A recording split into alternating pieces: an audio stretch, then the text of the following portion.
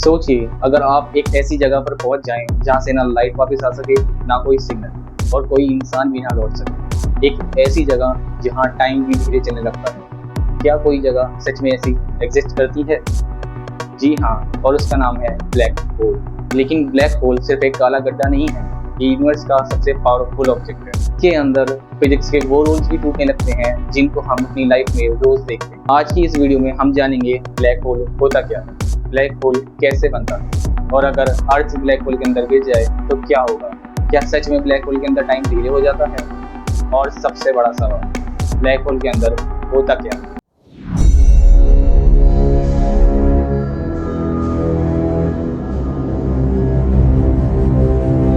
नमस्कार दोस्तों, आइए समझते हैं ब्लैक होल के बारे में। सबसे पहले एक मिथ क्लियर कर देते हैं। ब्लैक होल कोई वैक्यूम क्लियर नहीं है जो उन लोगों को या चीजों को निकल रहा है। ब्लैक होल एक ऑब्जेक्ट है जिसकी ग्रेविटी इतनी ज्यादा होती है कि लाइट भी उससे एस्केप नहीं कर पाती। अब सवाल ये है, ग्रेविटी इतनी पावरफुल कैसे हो सकती है? इसका जवाब है मास। जब भी कोई मास स्पेस कर्वेचर को जितना ज्यादा बेंड करता है, उसकी ग्रेविटी उतनी ही ज्यादा होती जाती है। लेकिन सिर्फ मास ही काफी नहीं है। अगर बहुत ज्यादा मास एक छोटी जगह पे कंसंट्रेटेड कर दिया तो ग्रेविटी अनइमेजिनेबल हो जाती है। इसी कंप्रेस्ड ऑब्जेक्ट को हम ब्लैक होल बोलते हैं। ब्लैक होल सीधा नहीं बनता, सब कुछ शुरुआत होती है एक स्टार से, जैसे हमारा सन।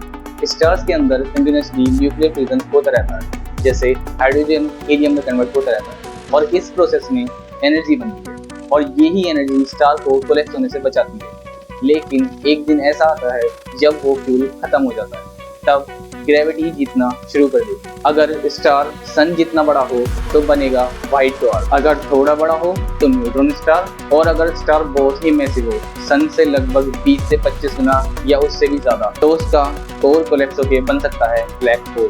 कोलैप्स के टाइम एक मैसिव एक्सप्लोजन होता है जिसको हम सुपरनोवा कहते हैं। ब्लैक होल का सबसे इम्पोर्टेंट पार्ट होता है इवेंट होराइजन। ब्लैक होल के चारों तरफ एक रिंग होती है, उसी को हम इवेंट होराइजन बोलते हैं।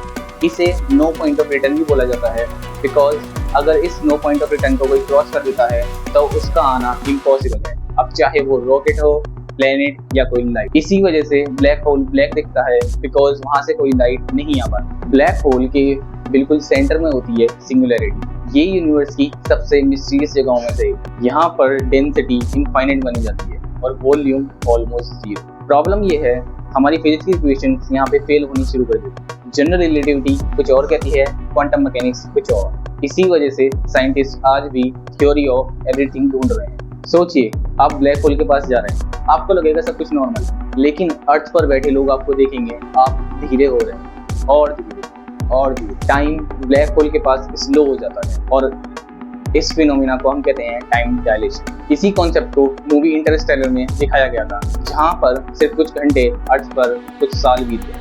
अगर कोई इंसान ब्लैक होल में गिरने लगे तो सबसे पहले उसके पैर ज्यादा ग्रेविटी फील करें, सर कम ग्रेविटी फील करेगा, रिजल्ट आपकी बॉडी स्ट्रेच होने लगेगी जैसे स्पेगेटी। इसलिए इस प्रोसेस का नाम है स्ट्रेटिफिकेशन। बॉडी इतनी स्ट्रेच होगी कि एटम्स भी अलग होने लगेंगे।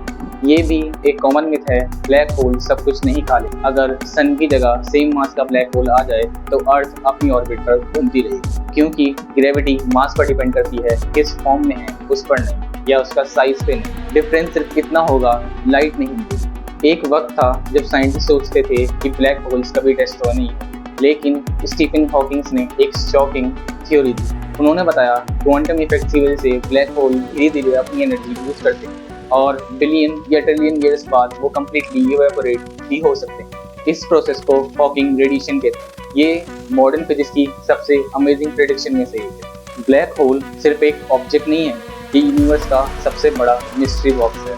यहाँ आइंस्टीन की थ्योरी भी स्ट्रगल करती है और क्वांटम फिजिक्स भी, और शायद इस मिस्ट्री को सॉल्व करते करते हम शायद यूनिवर्स के असली सच जान पाएंगे। तो आप क्या सोचते हैं, ब्लैक होल के अंदर कोई दूसरा यूनिवर्स हो सकता है, या सब कुछ हमेशा के लिए खत्म हो जाता है? अपनी थ्योरी कमेंट में जरूर बताएं।